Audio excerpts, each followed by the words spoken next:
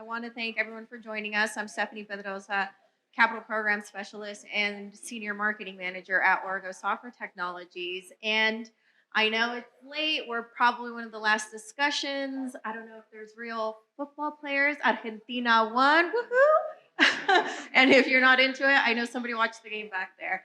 But I'm really excited to be joined by a panel of leading women in the tri-state area. One, I'm excited because it's a bunch of leading ladies, and I feel like we need more women in the transportation industry. But we're going to be talking about a topic that's pretty prevalent, and if you've listened to the panel discussions prior, we're talking about equity and infrastructure, having more equity in our infrastructure so we can build more equitable and a better community for a just better lifestyle for our community. And today our panelists are going to be discussing how they're gaining richer public feedback in order to provide more equitable infrastructure. So a little bit about Aurigo. We've been helping capital owners manage their infrastructure programs for 2 decades. And just by talking to a lot of our customers, we launched a tool called Aurigo Engage, which uses sentiment analysis and AI to gain public feedback at the beginning of the planning process. And I'm not going to bore you with that stuff. If you want to learn more about us, you can go talk to us afterwards at her booth.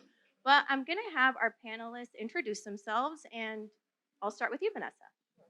Good afternoon, everyone. I'm Vanessa Baird-Streeter. I'm a Deputy County Executive for Suffolk County, and we are engaged in a myriad of projects under the auspice of county government. So I'm happy that we were extended the invitation to be with you today, and hopefully some information I share is helpful. Thank you. Hi, everyone. My name is Lily Black, and I recently joined the U.S. Environmental Protection Agency, and a majority of my work so far has been implementation of the bipartisan infrastructure law through the Clean School Bus Initiative. And as we know, with electric school buses, you need charging infrastructure, so hopefully I can help speak to how we're doing that equally to repressed neighborhoods and ones that were previously looked over. So looking forward to talking today. Hi, everyone. My name is Wylie Goodman. I work with the Berkshire Regional Planning Commission. I'm a senior economic development planner. I'm currently working on projects related to digital equity and digital infrastructure in an interesting area, Berkshire County, which has both a metropolitan MSA at its center, some exurb suburbs, and then rural communities, which again is a little bit unusual for New York City. I previously worked at NYC DOT after Hurricane Sandy and at NYC Parks, working on a project called People Make Parks, which was about getting the public involved in the design of parks. So thanks so much. Awesome. Well, thanks for those introductions. So I'm going to start with the first question, and it's how is your agency including underprivileged more like underprivileged communities in your public feedback? So how are you gaining public feedback in your agencies? And I'll start with you, Vanessa. So really, for me, and the definition of those communities are under-resourced and, not necessarily thought about communities previously. And it's really important, and it is really important for us to be intentional in the work that we are engaged in. So making sure, and I'll give an example, we're reimagining our transit system in Suffolk County. Now, if we just took the model of cost and said cost is the determining factor, and we're going to get rid of the lines that cost us too much because of the span of Suffolk County, that would have been not advantageous to many people within our communities that are under-resourced and underrepresented. So in engaging in that process and reimagining our transit, it was important to ensure that people were part of the process. Those underrepresented and under-resourced communities were at the table. We made sure that we reached out to community organizations, the NAACP, faith leaders, chambers, civics that represented people who use the bus lines. So many times you would engage in this process but not really speak to the actual riders of the transportation system that you're looking to reimagine. And then overlaying census data associated with that in reference to who doesn't have a car, who doesn't have access to a car, who needs to travel for work using public transit, looking at all of those numbers and demographics so that when we reimagined our bus routes, it provided more availability of transportation for people who are under-resourced and undervalued to a certain extent. 68% now could travel to their jobs in less than an hour. And that time frame prior to us reimagining our transit system was about an hour and 40 minutes. So our transportation system is lacking. Hence, you're like, wait a minute, it takes an hour to get somewhere. Our transportation system is lacking, but you have to keep that lens of equity, that lens of access in everything that you do. And I think what's really important, and I'll be quiet, I think what's really important is that doesn't rely and lie with one person. It is important that everyone in your organization, when you're looking at projects, that everyone is looking at it through an equity lens. I don't want it to be that if Vanessa's not in the room, then we're not focused on equity or we're not focused on access. It's really about helping, and me as the individual helping to influence others that are in the room with me as to why it's important, why it is needed, and it should be prioritized. Thank you. I like how you just said looking at things through an equity lens. And I think thanks to the Biden and Harris administration and their Justice 40 initiatives, now the federal government is able to do that. And we have the funding to look at these previously overlooked communities that haven't gotten funding in previous years. And so with this first iteration of the Clean School Bus rebate funding, we prioritize all of our initial outreach simply to prioritize school districts that we were given a list of from EPA headquarters. And so in reaching out to them, we were able to facilitate their application. And now that this first rebate cycle is over, we can say that 99% of all awarded Clean School Bus applicants are from priority lower income tribal communities. And so, like I said, now that this first round is over, we're having listening sessions to hear how we can improve, how we can get more applicants to apply. There's even been talk of cost sharing for future iterations of funding, whether it be a grant or a rebate, just so that we can help these lower income or more at need communities apply for Clean School Bus funding and other federal funding in general. We know that the Inflation Reduction Act just gave over $41 billion to fund 24 new and existing projects. And so we're trying to have a continuous feedback loop where we're connecting to the communities and hearing directly from them what they need, how we can help, and what we did wrong. And so then as a result, what we can do better. I think it's really important to see community members actually as experts, which we don't often. We see them again as disadvantaged, lacking knowledge, under-resourced. We have all these negative words often when we talk about the communities that we're serving. And I think we come in as infrastructure professionals, seeing ourselves as very virtuous. But in fact, infrastructure has not been virtuous in many, many communities. We know that highways have broken up communities of color. We know that waste centers have been sited in poor communities. We understand that environmental justice is a real concept that affects the daily lives and health of communities. So I think it's, none of us got into this work to harm people, but for the communities we serve, their experience of infrastructure is very different than ours in many cases. And if we don't acknowledge that as part of the process, we're really doing a disservice to them. So I think really coming into community engagement around infrastructure with the idea that the people that we are engaging are experts in the use of transportation or digital broadband or whatever it is that we're doing, as they are the experts who are informing our good design is really important. No, and I really liked what she said. We shouldn't categorize our community as vulnerable, as just not, oh, can you guys hear me? Hello, much better. Okay, perfect. No, we shouldn't be classifying our community because they are the experts. We want to know what their needs are, what they want. And something that I've spoke about before, it's maybe try to find out why it is that our community uses a mean of transportation. Because if we know what's the need of the means of transportation, if we know what the mean of that project is, then we have a better understanding of how to actually deliver those projects. So I really like the point out what all these ladies talked about.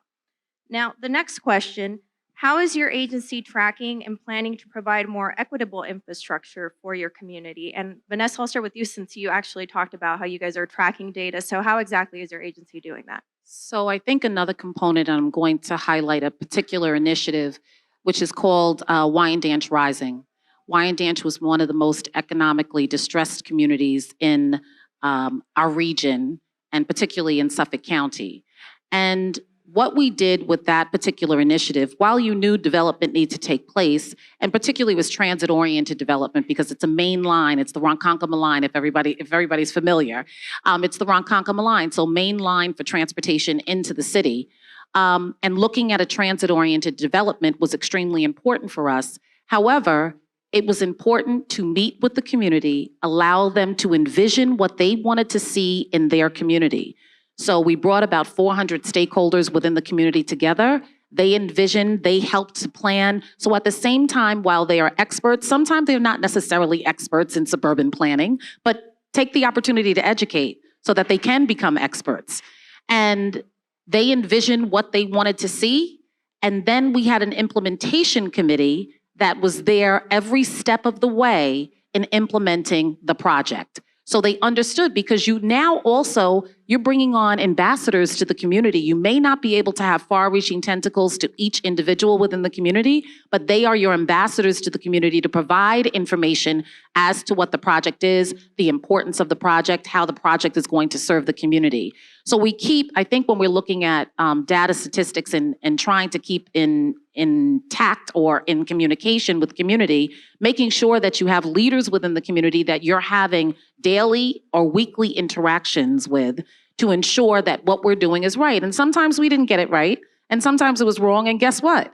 They felt comfortable enough to say, you got that wrong, you need to change it. And then you could do it in an expedited time frame versus if you didn't have the interaction, then you have people that might be protesting or saying that the project is not going to work, it's not going to be beneficial. So those lines of communication, keeping them open is extremely important, knowing that they are the experts within community, and then also taking the opportunity to educate while you're in the community as it pertains to the project. So I really have to say that those people that sat on the implementation committee are really experts now in suburban planning, because it was a 6-year process.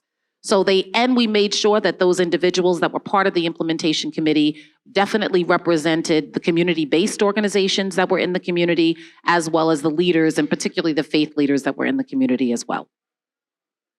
I think it's definitely important to emphasize the need to educate, because I know I didn't have a background in school buses, bus scales, and bus sales. And so I sometimes go in thinking people have the same level of knowledge that I started out with.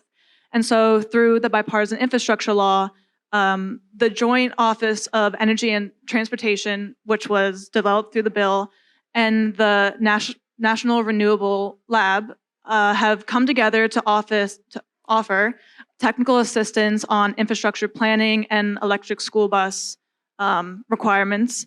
And so through that, we offer about maybe monthly webinars to educate and give these schools and applicants as much information as they can get, because we don't know what level of knowledge they might be coming at. And we want to just make sure that everybody has equitable access, and then we're hearing their feedback. And just also want to point out, to keep the infrastructure equitable, we were offering more money per bus for the priority school districts, and then more money per bus for infrastructure costs. And so we realize that these schools are coming from most likely lower income neighborhoods and ones that don't have as big of a budget for their schools. And so we want to make sure that they have the funds to bring on these school buses at the same speed that a more privileged or more able school district might be able to. I think in terms of tracking, it's also really important to think about how people learn and how different modes of information. So again, I don't know about you, but downloading US Census data is like not really fun. And I would never expect a community member to be able to use that information in a way that's meaningful. So I think it's our responsibility as public sector servants to be providing information and doing our tracking in a very transparent way and using different modalities of information. So that's photographs, that's narratives, that's stories, that's infographics, that's charts. I don't know if any of you have been on Instagram and seen Planet Money. They have a really wonderful Instagram channel where there's this kid, I don't know, Jacob, I can't remember his last name, takes really dense economic data and info concepts and is able to convey it to a very audience that's much younger than us in a way that's really accessible. And I think like using social media and being transparent throughout a planning process in sharing data and what we're learning with people in lots of different modalities, auditory, visual, written, et cetera, is also our responsibility. So we're not just putting out dry reports at the end of a planning process saying this is what we learned, but we're finding ways of bringing the community to be our voice, to be the visual representation of the work we did as well. I don't need to see me, conveying data. I want to see the teenager at the high school who's riding the school bus telling the story about what he or she learned as being part of a planning process. No. I just want to add to, it's important to make the infographics and to disseminate information in a way that is understandable to people that don't have a STEM background, don't have a background in law or what have you. I know that being in the federal government, it's hard to understand federal regulation. And so it's good to put that in a language that's understandable so that, there's no gray area and we can access as many people at as many education levels as possible. I think also with that as well, so I think the level at which you're writing is very important to ensure that everybody is grasping the information. But I think language access has to be a part of that as well. So many times we're not thinking about translating our documents into the languages that are the premier languages of the community and how best for them to be able to understand what is taking place if it's written in their native language and where they feel comfortable. So I think a language access plan associated with particular projects and the implementation of projects is extremely important and will ensure that the community is informed and a part of the process the entire way. Yeah, and I think you ladies pointed out with public engagement, it's not just gaining engagement at the beginning, but it's keeping your public informed throughout the project and even after the project. And I really liked what Wylie talked about. You want to hear the story coming from the source, because I think we all know with any type of product, with any type of engagement, you don't want to hear it from me. You don't want to hear it from what we call the experts. The real experts are the people that are actually using our public transportation. It's actually the people who are riding the buses. It's actually the people who are going to the park. So I really like that you guys are actually telling stories to share with the public. And I think what we can all take away from here is staying engaged, but also realizing that your community, they are the experts. And how Vanessa said, it doesn't start just here. It's an ongoing process. Equity is something that it's prevalent now, but it should have happened years ago. And unfortunately it hasn't. And that's why we are in the position that we're in. So with that comment, I guess, what have you learned from past projects that didn't focus on equity during the planning process, and how has that affected your community? And whoever wants to start. Yeah. I mean, again, projects that leave the community out until the very end ultimately get adjudicated in the court of public opinion. So again, bad press, redone projects, wasted money. I mean, I feel like we are the public face of where are your tax dollars spent, because people are they don't see it in education or social security or the military. These are all like really abstract ways where our federal or city tax dollars are spent, and people don't see that. But they see when their sidewalk is being broken up, they see if a bridge is being redone, and if they're not happy with it, they lose faith in government. They lose faith in democracy. And so I really feel like it's so important. I mean, again, we all know about like authoritarian governments who can like do capital projects like that. But unless we want to live in that society, we should really be thinking about the fact that how our projects are, implemented, how successful they are, is literally what gives people faith in whether their government is working for them, and especially with the billions of dollars coming down from the Biden-Harris administration. And Wiley, what I think is important about what you just said is that your community are your validators. So there's a distrust of government and distrust of government officials, but if your community is engaged with you the entire way, they can be the validators within community, and you're not hearing it from a government official or a project manager. You're actually hearing it from your neighbor that says they know about this project and they know the reasons why this was implemented, and while it may not make sense to you, let me explain it to you. So that's just another way that allows us to be able to continue to move forward and ensure that there's, access and equity in all that we do. I'm going to give the example of a project we were engaged in. So the county doesn't necessarily permit zoning for development, housing developments. However, if there's affordable housing component, we'll give a subsidy for the affordable housing component. But now that's kind of like a step removed, right? Because we're not approving the zoning, but we are subsidizing the cost of the development.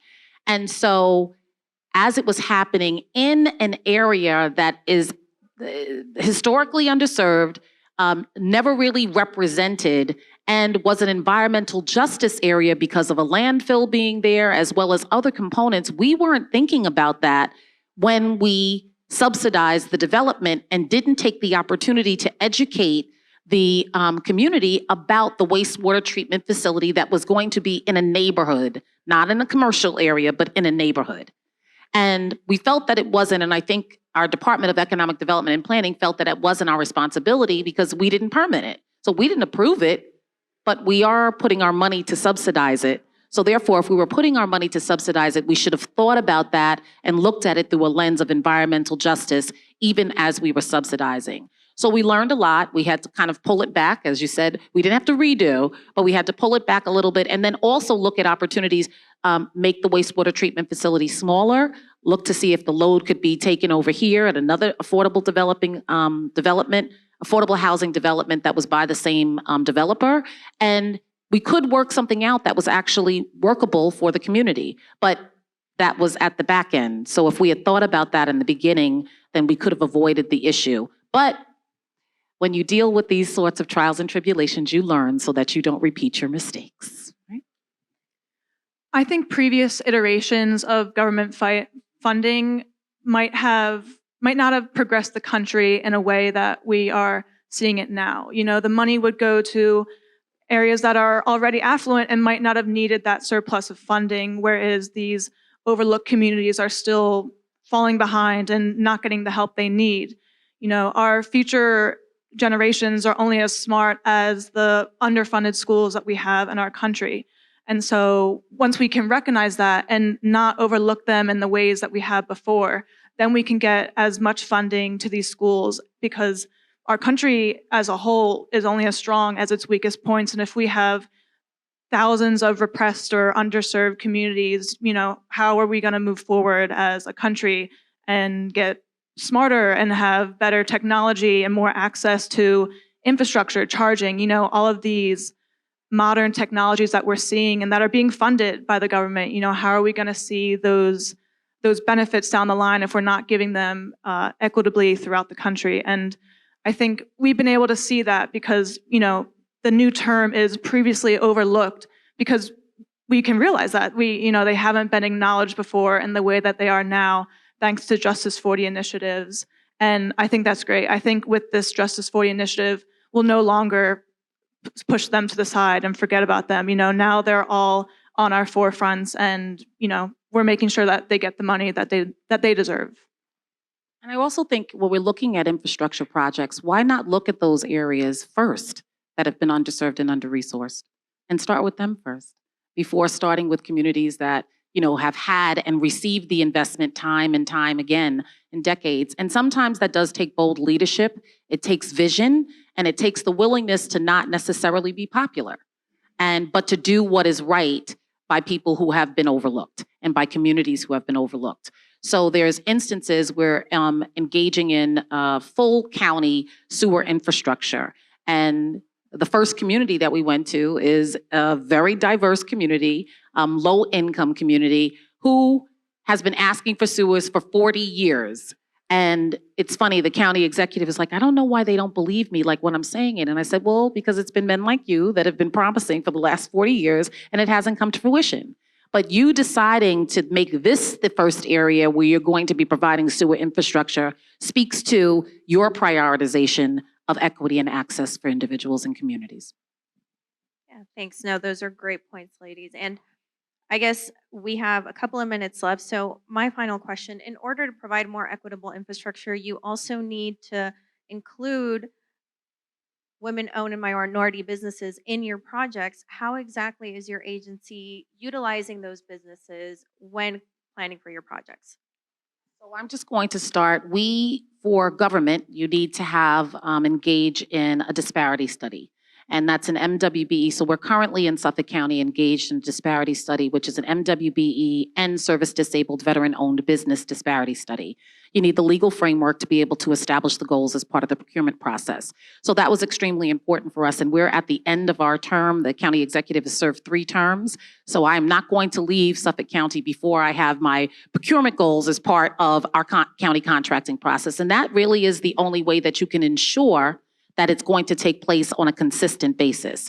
And you also have to have a strong MWBE infrastructure so that when you are dealing with particular developments and projects and the project lead comes to you and says that they can't find an MWBE to fulfill, you're able to provide that MWBE to fulfill that requirement. So I really do think for us in Suffolk County, and we actually are doing it by county, so it's both Nassau and Suffolk County that are engaged in this disparity study. It made sense from a shared services initiative. We got some economies of scale, so we both were able to save money in engaging in the disparity study, but it made sense as a region because we're going to be using the same companies within the Nassau County, Suffolk County, and New York City region. So making sure that you have established MWBE goals is really the way to ensure that minority and women-owned businesses are participatory in the government contracting process. Bouncing off of the disparity study, the EPA heavily uses their EJ screen data, which shows levels of, repressed minority, various populations. And I think that we use that a lot in all of our work to make sure that none is forgotten. But there is, because we are with the federal government, we can't really choose one entity over the other. But on that same note, we try to make sure that the information we do give out is equitable and that whether we're communicating to a school or a contractor, we're just making sure that they get the same information that person B behind them got too. So that's just to, we don't, I guess, because we don't interact too much one-on-one with specific groups, we don't have any specific women and minority-owned outreach or focus, but there is efforts through EJ Screen to identify those communities, and so that outreach is targeted towards them as well. Sorry, can I just step in for 1 second? I think the other piece that's important is the capacity building. So while you can create and have procurement goals as part of your contracting process, you also have to build the capacity of the minority and women-owned businesses so that they can actually be competitive in securing government contracts. So that needs to be a parallel path. While we're engaged in our disparity study, we're also working with our small business development centers and our colleges and universities in helping to build the capacity of those businesses so that when the goals are part of our procurement process, we know that they're going to be able to be successful in obtaining a contract with the county. And I don't have a lot more to add, but because our agency, I specifically don't do that work as much, but I just completely agree about the capacity building. And again, a lot of this really, I think, has to come down from the state level in terms of like building that capacity and addressing the cynicism around MWBE, where we know that there are companies that sort of play the system and are not really MWBEs, but they have the front of being that. And we all know, that there are folks out there who do that, and being able to like see the truth and work around that. And I think that really comes from your certification process. So if you're looking to certify an MWBE, you're looking at the investment of the woman and what was the contribution of the woman to the business. And if you can't show that investment or that contribution, then there's a deeper dive into making sure that you're going to certify this business as an MWB. And I should say I'm an MWBE myself, or previously to doing the work that I do. And I was fortunate enough to go through HPD's capacity building for developers. And it was an incredibly powerful network, again, where you were networking, interfacing, meeting other women, meeting other folks of color who are coming up in the development and construction field, and a really powerful experience that I think more folks could emulate. Awesome. I think we're at time. So thank you, ladies, so much. Thank you, Infrade, for having us here. If you want to talk to these ladies who are super knowledgeable, you can find us out in the back where all the booths are. You can also talk to myself. I'm at the Aurigo booth. But just a key takeaway, equity starts with everybody in the building. And just make sure you really need your community, because your community and your constituents are the experts. Thank you. Thanks. Thank you. Thank you.